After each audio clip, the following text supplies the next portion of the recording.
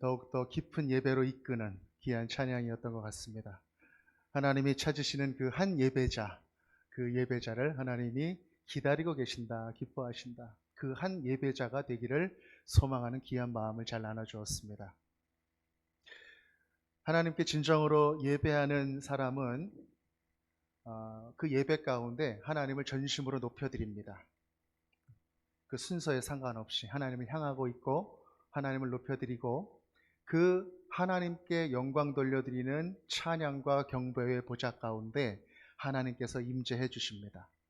그리고 그 임재의 결과로 그 예배의 그 예배자의 모든 어려움들, 아픔들, 부족한 부분들이 다 고쳐지고 회복되게 되는 것입니다. 우리가 먼저 하나님께 나아가는 것은 온전한 예배자로서 하나님께 전심으로 우리를 올려드리는 그런 예배자로 나아가는 바로 그것입니다. 오늘 하나님께서 우리 예배를 기뻐하십니다. 우리 이 마음을 가지고 최상의 경배와 찬양과 영광의 박수를 하나님께 다시 한번 올려드리겠습니다. 할렐루야.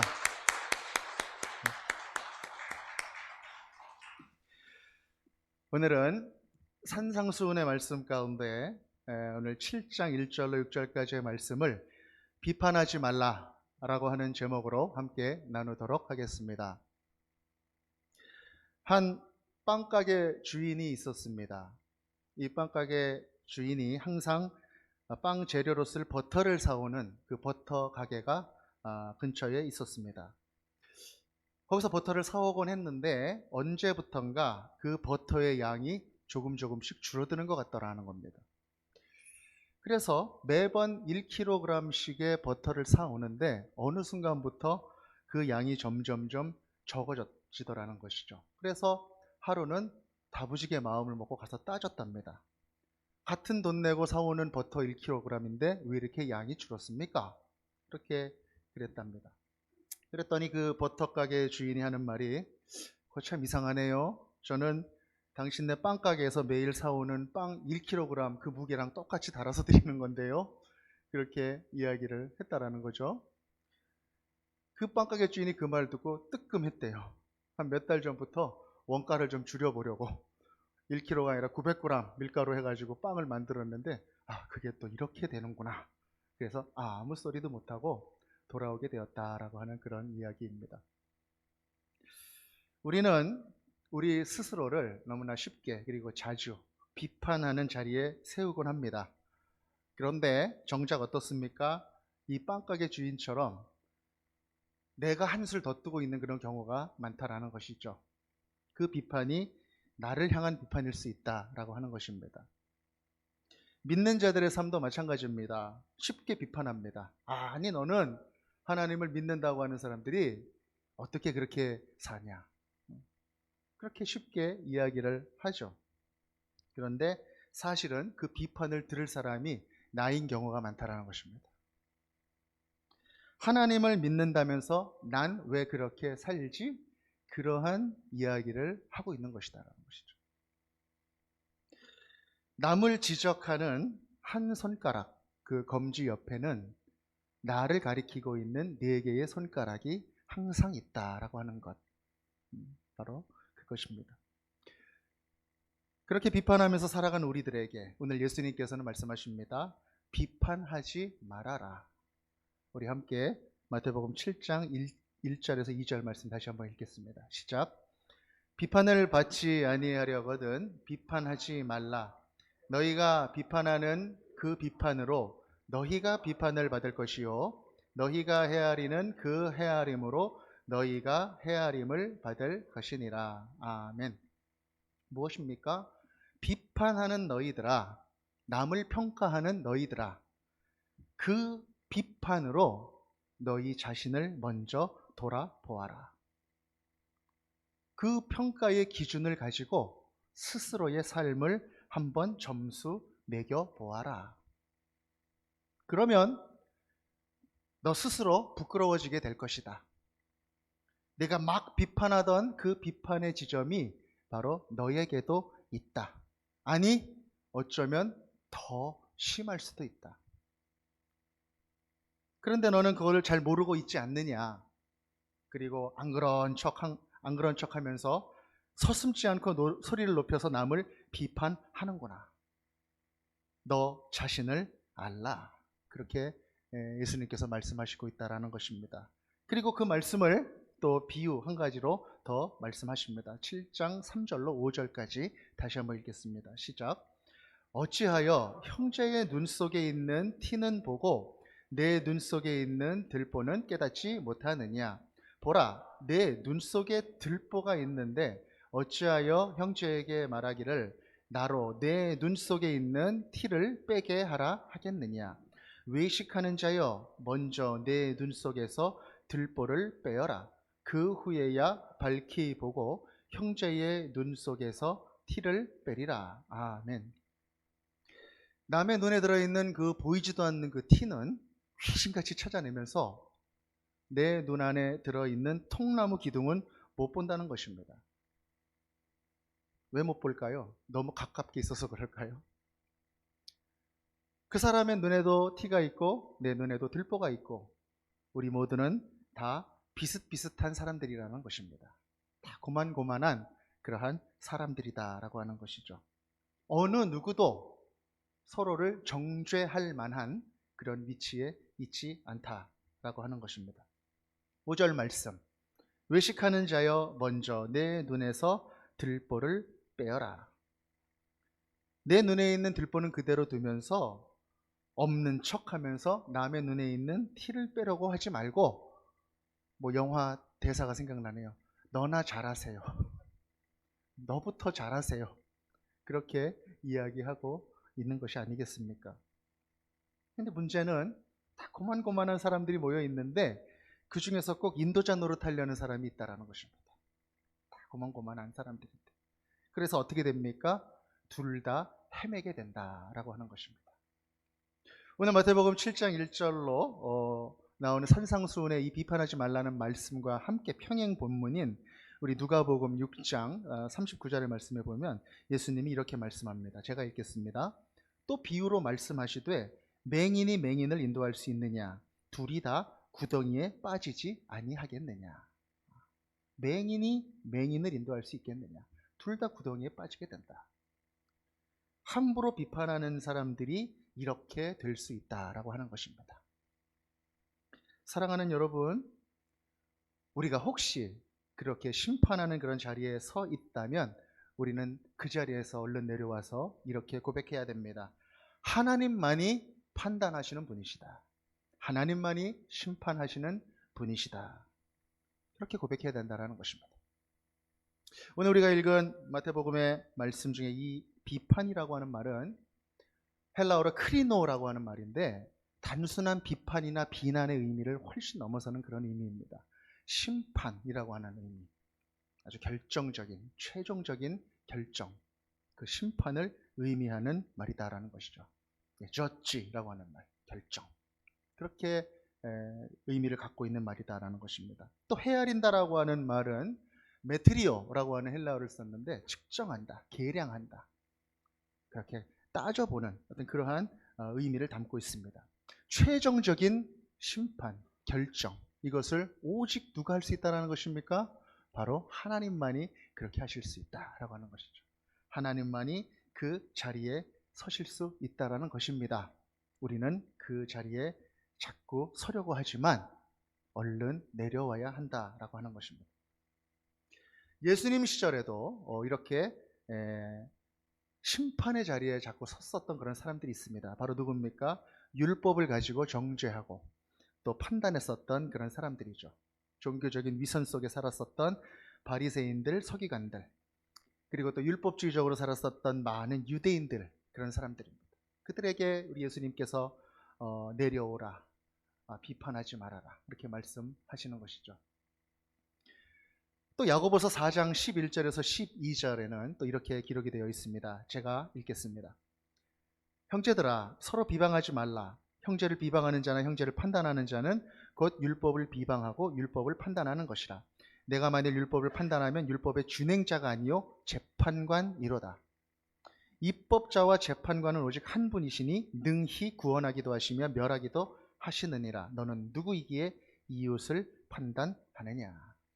아멘. 스스로 심판자의 서지 말고, 심판자의 자리에 서지 말고 오직 입법하시고 재판하시는 분은 하나님이시다라고 하는 그 말씀인 것입니다. 그 하나님이 우리 앞에 계신다라고 하는 그러한 의식을 우리가 항상 가지고 있어야 한다라고 하는 것입니다. 자신을 잘 살펴보라는 것입니다. 항상 그분 앞에 있다.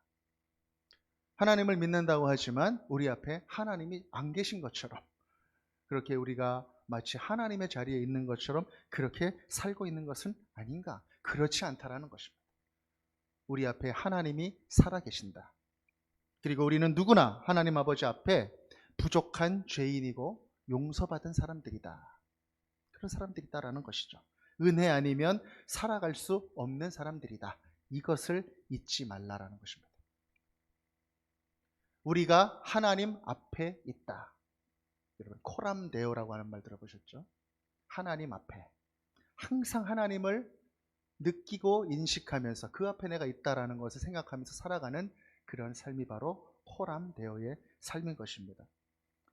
이런 마음으로 살아가는 사람들은 바로 다른 사람들을 대하는 그런 삶의 태도가 다르다라고 하는 것입니다.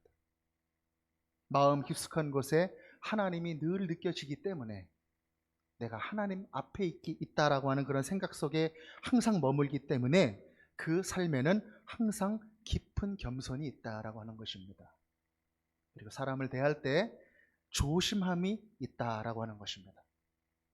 그리고 그의 삶에는 그의 삶의 중심이 어디에 있는지 항상 드러나게 된다라고 하는 것이죠.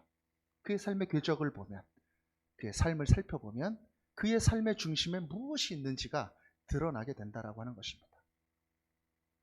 우리가 커다란 원들을 생각해 볼 수 있죠. 원의 중심이 찍혀져 있고 그 중심으로 우리가 원 궤적대로 운동을 하는데 같이 모여있는 자리에서는 어디에 중심이 있는지 몰라요. 그런데 그 사람이 살아오는 궤적을 보고 그 사람이 하는 말을 들어보고 그 사람의 행동을 들어보고 그렇게 되면은 그 사람이 어디에 중심을 받고 그의 삶을 살고 있는지를 우리는 분명하게 알 수 있다라고 하는 것입니다. 바로 코람데오의 마음으로 살아가는 그 사람, 바로 하나님의 그 사람을 통해서 하나님이 느껴지는 그 사람이다라고 하는 것입니다. 오늘 저는 이 자리에 모여서 함께 예배하는 우리 모든 형제님들 자매님들이 바로 이 코람데오의 사람들이 되시기를 간절히 축복합니다. 여러분들의 삶을 바라보고 여러분들 주변에 있는 사람들이 하나님을 느끼게 되는, 하나님이 살아계시는구나, 이것을 느끼게 되는 그런 축복이 여러분들 모두에게 함께 하시기를 간절히 소망합니다. 비판하지 말라. 예수님께서 이렇게 말씀을 하셨죠. 그런데 저는 이 말씀을 이렇게 묵상하는데 또 한 가지 의문이 생기는 것입니다.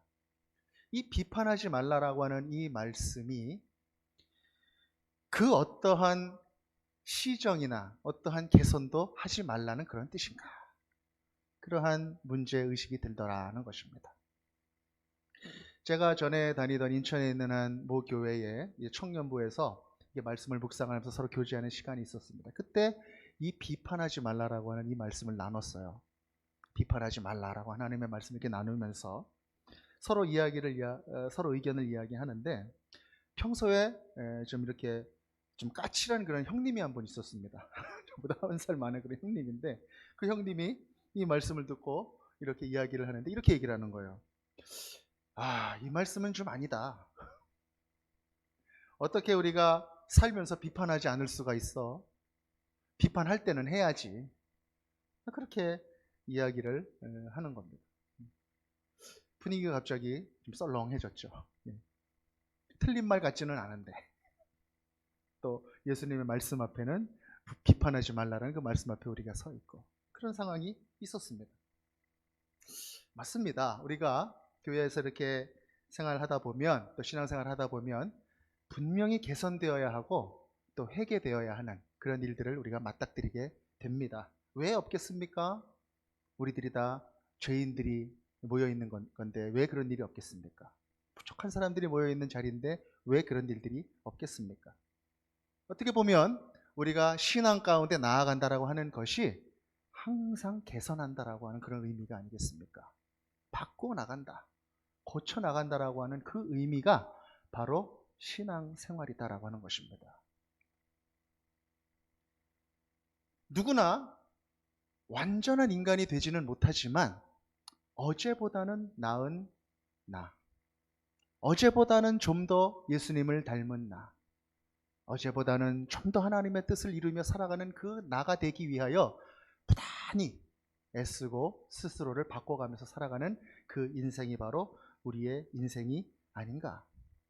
그렇다면 무엇입니까? 늘 개선해야 됩니다. 바꿔 나가야 한다라고 하는 것입니다. 중요한 것은 그러한 일들을 해 나가는 데 있어서 그러한 일들을 대하는 내 태도인 것입니다. 나의 태도, 나의 영적인 태도는 어떠한가? 심판자같이 내가 소리치고 비판하고 그런 모습이 아니라 나도 그럴 수 있다, 나도 연약한 사람이다, 그런 마음으로 그 일들을 대해야 한다라고 하는 것이죠. 그 둘에 큰 차이가 있다는 것입니다. 남을 비판하면요, 그 사람 굉장히 의로워 보여요. 나도 모르게 그 비판에 의해 올라타서, 그 교만에 올라타서 나는 전혀 상관없는 사람인 것처럼 그렇게 살아가는 것이 아니라 참으로 코람데오의 마음으로 내가 하나님 앞에 있다, 그 마음을 가지고 겸손하고 조심스럽게 하나하나 고쳐나가는 그러한 모습, 권면하는 그런 모습, 바로 그것이 바로 큰 차이다라고 하는 것입니다. 예수님의 머리된 공동체 안에서 개선하고 고쳐나가는 그런 모습은 비판과 논쟁의 방법이 아니라 바로 사랑과 온유함과 지혜와 조심함이다라고 하는 것이죠. 이 방법으로 고쳐나갈 때 그것은 더 강력한 방법이다라는 것입니다. 더 깊은 개선의 방법이다라고 하는 것입니다. 이런 태도가 우리에게 있어야 된다는 것이죠. 오늘 말씀을 의지하면서 이러한 말씀으로 함께 더 나누기를 원하는데, 제 머릿속에 생각나는 어느 한 여자 가수가 있었습니다. 노래를 아주 잘하는 여자 가수인데 이름을 대면 여러분들 누구나 누군지 잘 아는 그런 가수예요. 이 가수가 하루는 텔레비전에 나와서 이렇게 이야기를 하는데 그런 얘기를 합니다. 자기 주변에서 사람 때문에 힘든 그런 사람들이 와가지고 이렇게 상담을 하고 그런다는 거죠. 그럼 그때 자기는 그렇게 얘기해 준다는 거예요. 그럴 수 있어. 그럴 수 있어. 목소리도 좀 흉내 냈는데 누군지 좀 아실지 모르겠네요. 그럴 수 있어. 그리고 또 이렇게 말한다는 거예요. 그러라 그래. 그렇게 얘기한다는 거예요.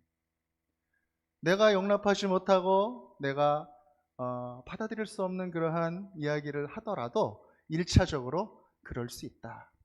1차적으로 용납을 하라는 것입니다.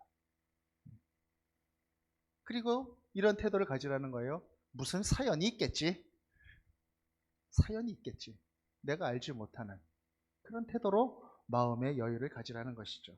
바로 잠언서 18장 13절에 이런 말씀이 있죠. 우리가 함께 월요 묵상 가운데 좀 나눴던 말씀인데 제가 읽겠습니다. 사연을 듣기 전에 대답하는 자는 미련하여 욕을 당하느니라. 아멘. 사연이 있겠지. 그럴 수 있어. 그렇게 이야기하는 태도.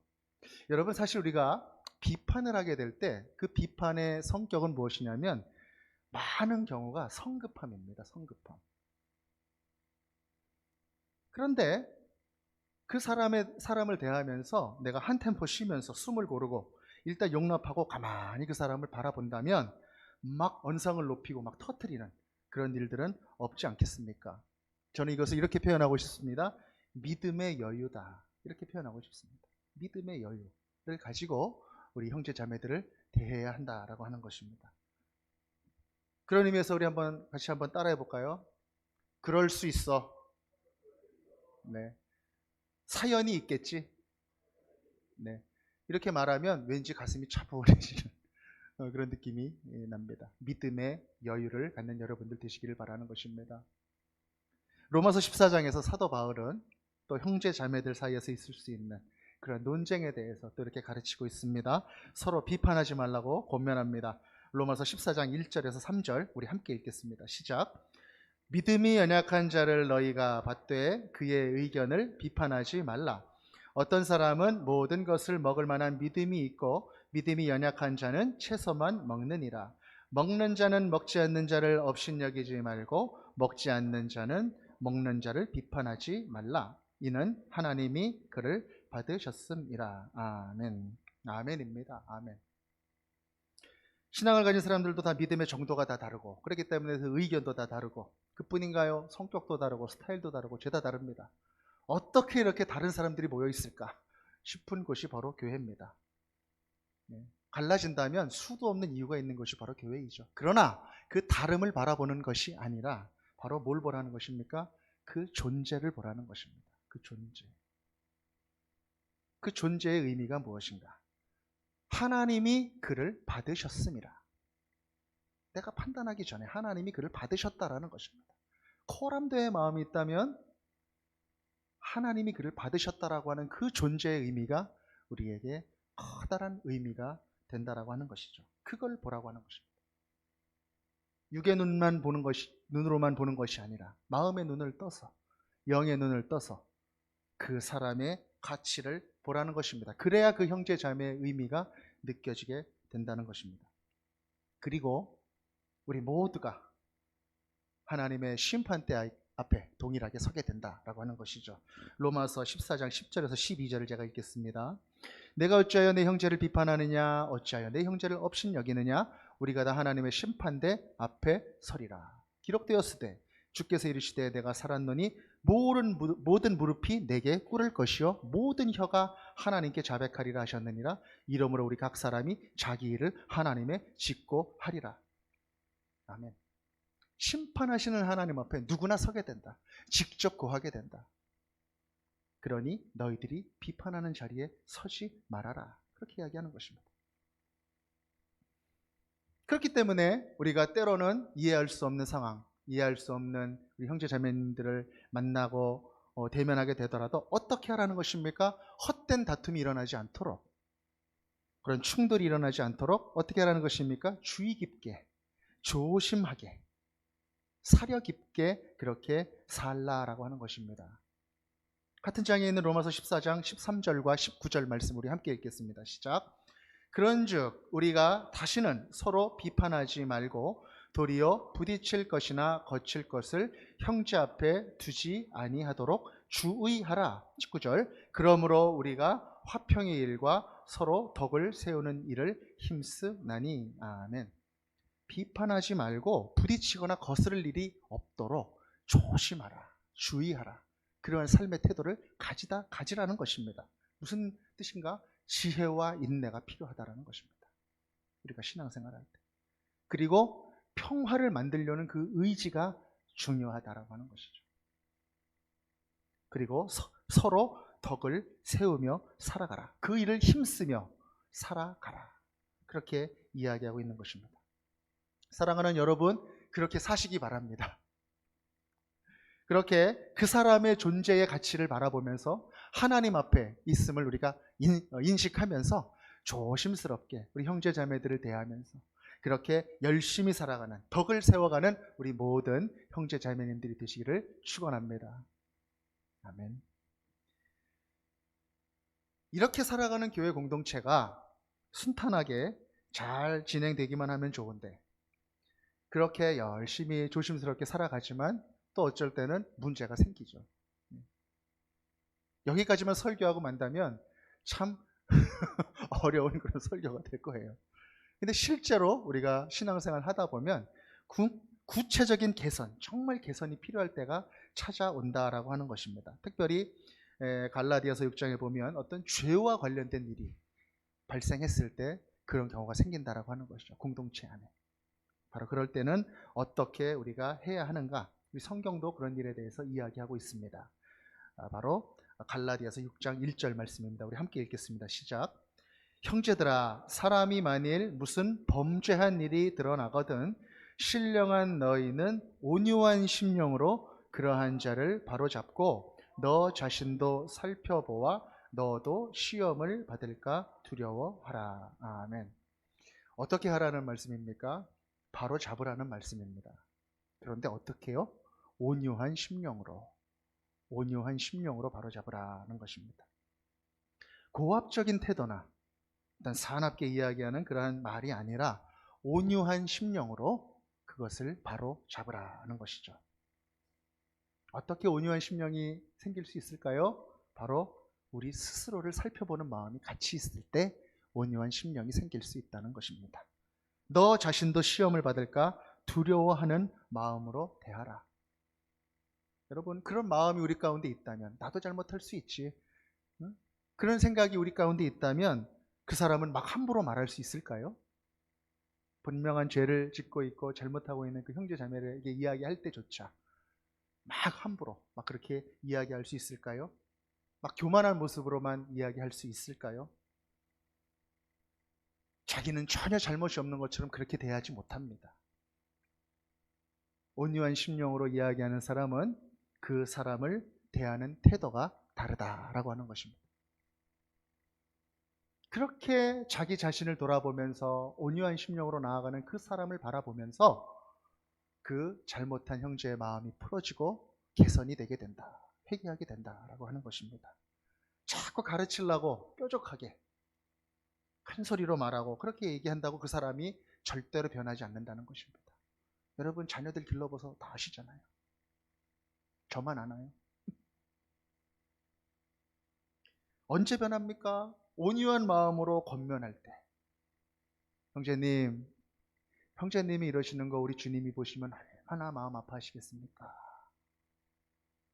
그렇게 얘기하는데 거기다 대고 안 변할 사람 있을까요? 그렇게 자기도 어떻게 해서든지 한번 열심히 한번 살아보려고, 주님 뜻대로 살아보려고 애쓰는 그런 마음이 느껴진다면 변하는 것입니다. 여러분, 다른 형제자매 눈에 있는 조그만 티, 그 티를 어떻게 빼는지 여러분 아세요? 제가 젊었을 때 다녔던 교회 그 목사님이 설교 중에 그렇게 말씀하시더라고요. 내 눈에 있는 들보, 빠지지도 않는 들보, 그거를 빼려고 막 노력을 하다 보면 그걸 보고 그 사람이 이렇게 보고 있다가 감동을 받아가지고 눈물을 흘린다는 거예요. 그럼 그 눈물이 날 때 그 티가 쏙 빠져버린다는 겁니다. 그게 형제의 눈에서 티끌을 빼는 방법이다라는 것이죠.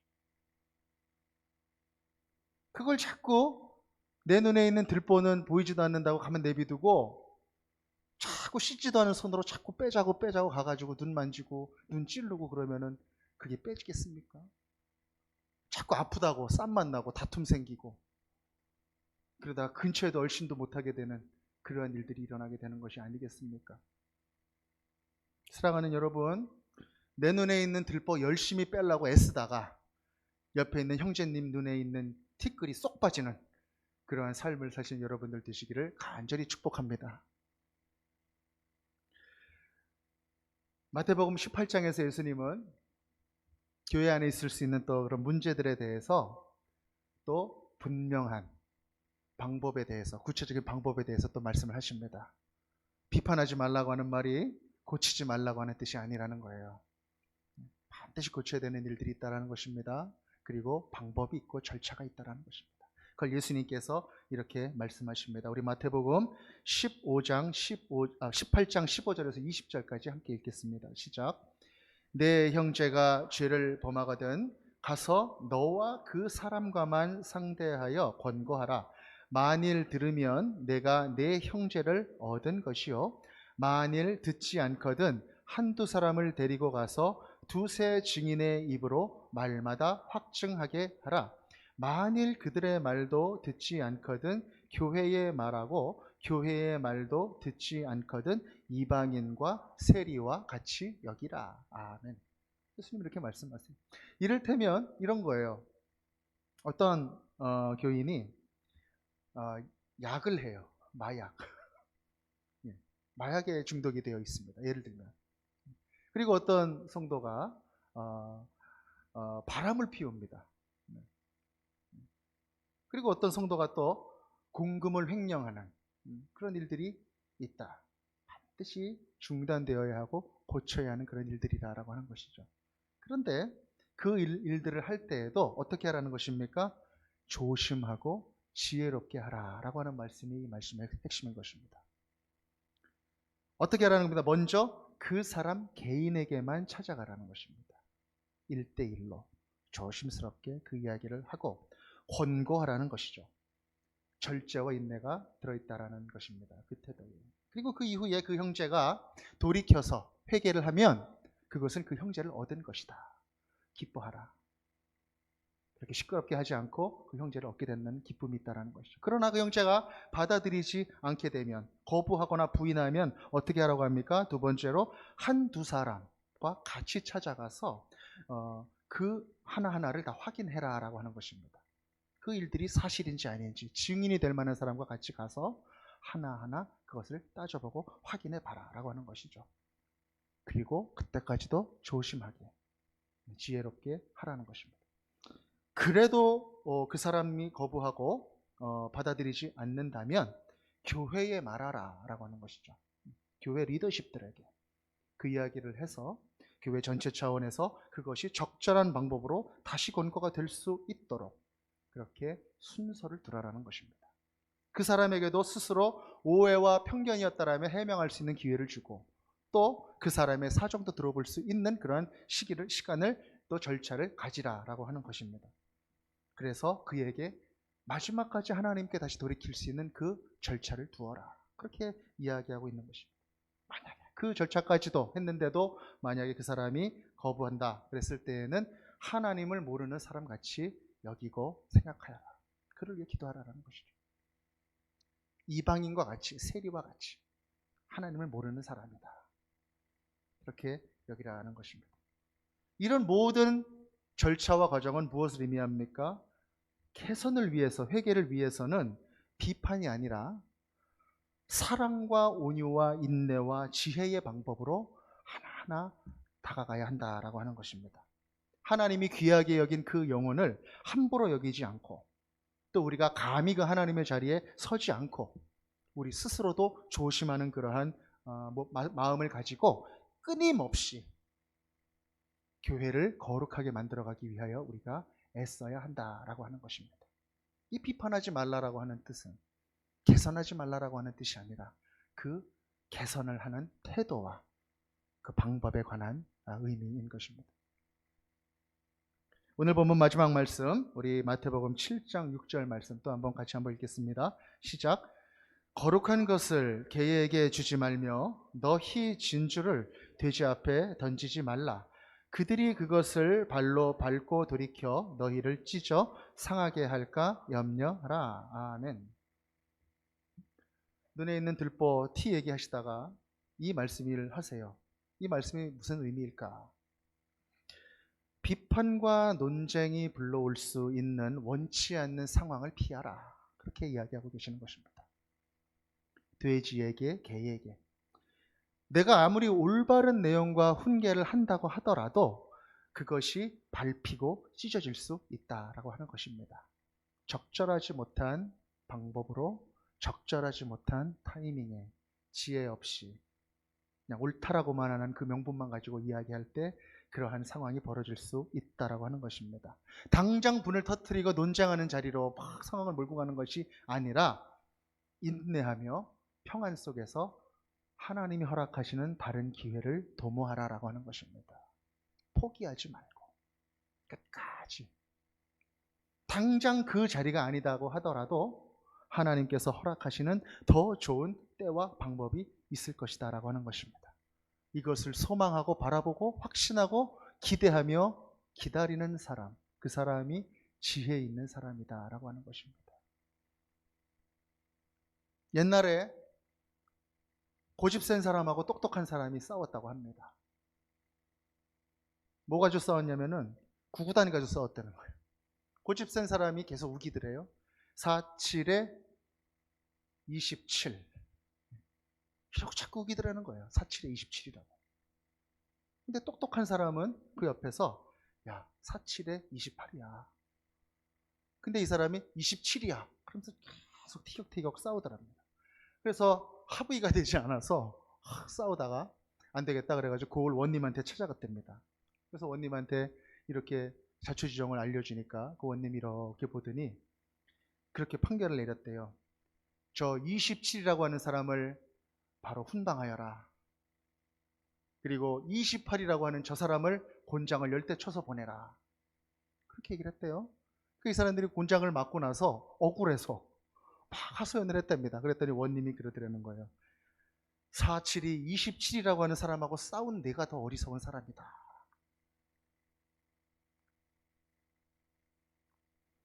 아니, 그 사람하고 싸워가지고 그 자리에서 이긴다고 아니면 진다고 구구단이 달라집니까? 차라리 몰래 알았어 그러고 가가지고 구구단 적혀있는 그 책받침 주면 되죠. 그걸 싸워가지고 이렇게 내 앞에까지 오게 만든 네가 더 어리석은 사람이다. 그렇게 이야기를 했다라고 하는 것입니다. 우리는 언제 인내해야 될지, 언제 가르치고 보여줘야 될지 분별해야 될 때가 있습니다. 그것이 지혜입니다. 그것을 알고 그 영혼을 끝까지 포기하지 않고 품고 나아가는 것, 그것이 그 사람을 비판하고 정죄하는 것보다 더 가치 있는 일입니다. 그리고 그것이 우리를 오래 참으신 예수님을 더 닮아가는 일인 것입니다. 오늘 우리가 나눈 마태복음의 말씀과 평행 본문, 아까 말씀드렸던 누가복음 6장의 말씀에는 이렇게 말씀이 나와 있어요. 비판하고 정죄하지 말라는 말씀과 함께 두 가지가 더 나와 있어요. 그게 뭐냐면 용서하라, 그리고 주라, 그런 말씀까지 같이 나와 있어요. 용서하는 그 용서로 너희가 용서를 받을 것이고, 너희들이 주는 그것으로 차고 넘치도록 흔들도록 그렇게 너희들이 받게 될 것이다. 이렇게 같이 이야기하고 있는 것입니다. 믿는 자녀들은 방법이 다르다는 것입니다. 개선하는 방법이 바로 선으로 악을 이기는 것이요, 바로 온유함으로 완고함을 이기는 바로 그 방법이다라고 하는 것입니다. 말씀을 맺겠습니다. 사랑하는 여러분, 이 자리에 있는 우리 모두는 저를 포함해서 어느 누구도 예외 없이 다 공사 중인 인생입니다. 다 부족하고 다 실수할 수 있습니다. 다 남의 마음 잘 몰라주고 자기가 하고 싶은 대로 그렇게 할 수 있습니다. 그러나 자기 눈에 있는 들보는 못 보고 남의 눈에 있는 티끌만 보는 그러한 인생입니다. 그러나 또 우리 중에 한 사람도 예외 없이 우리 모두는 바로 예수 그리스도께서 대신 죽어서 구해주신 그런 인생들입니다. 그래서 귀한 인생입니다. 소중한 인생들입니다. 그래서 우리는 비판하거나 심판하는 것이 아니라 그 사람을 사랑으로, 온유함으로 권면하고 개선해 나가야 하는 것입니다. 그래서 힘듭니다. 그래서 시간도 오래 걸립니다. 그러나 그것이 예수를 끊임없이 닮아가는 길이요, 우리 안에 성령께서 살아계신다라고 하는 증거가 될 것입니다. 그리고 이 모든 것이 바로 나를 위한 일이다. 그것을 깊이 깨닫는 여러분들이 되시기를 간절히 축복합니다. 오늘 이 말씀을 전하면서 함께 그냥 하나님의 말씀을 그대로 읽고 싶은 그런 본문을 제가 발견했습니다. 마치 오늘의 설교 말씀을 요약해 놓은 것 같은 그러한 말씀이에요. 우리 디도서 3장 2절로 11절까지 말씀입니다. 이 말씀 우리 함께 읽고 우리 하나님의 마음, 예수님의 마음을 깊이 느끼는 우리 모두가 되기를 간절히 바랍니다. 제가 읽겠습니다. 아무도 비방하지 말며 다투지 말며 관용하며 범사의 온유함을 모든 사람에게 나타낼 것을 기억하게 하라. 우리도 전에는 어리석은 자요, 순종하지 아니한 자요, 속은 자요, 여러 가지 정욕과 행락에 종노릇한 자요, 악독과 투기를 일삼은 자요, 가증스러운 자요, 피차 미워한 자였으나 우리 구주 하나님의 자비와 사람 사랑하심이 나타날 때에 우리를 구원하시되 우리가 행한 바 의로운 행위로 말미암지 아니하고 오직 그의 긍휼하심을 따라 중생의 씻음과 성령이 새롭게 하심으로 하셨나니 우리 구주 예수 그리스도로 말미암아 우리에게 그 성령을 풍성히 부어주사 우리로 그의 은혜를 힘입어 의롭다 하심을 얻어 영생의 소망을 따라 상속자가 되게 하려 하심이라. 이 말이 미쁘도다. 원하건대 너는 이 여러 것에 대하여 굳세게 말하라. 이는 하나님을 믿는 자들로 하여금 조심하여 선한 일을 힘쓰게 하려 함이라. 이것은 아름다우며 사람들에게 유익하니라. 그러나 어리석은 변론과 족보 이야기와 분쟁과 율법에 대한 다툼은 피하라. 이것은 무익한 것이요 헛된 것이니라. 이단에 속한 사람을 한두 번 훈계한 후에 멀리하라. 이러한 사람은 내가 아는 바와 같이 부패하여 스스로 정죄한 자로서 죄를 짓느니라. 아멘. 오늘 이 말씀 우리 깊이 묵상하며 우리에게 주시는 예수님의 마음을 품고 나아가는 우리 모든 형제 자매님들 되시기를 축복합니다.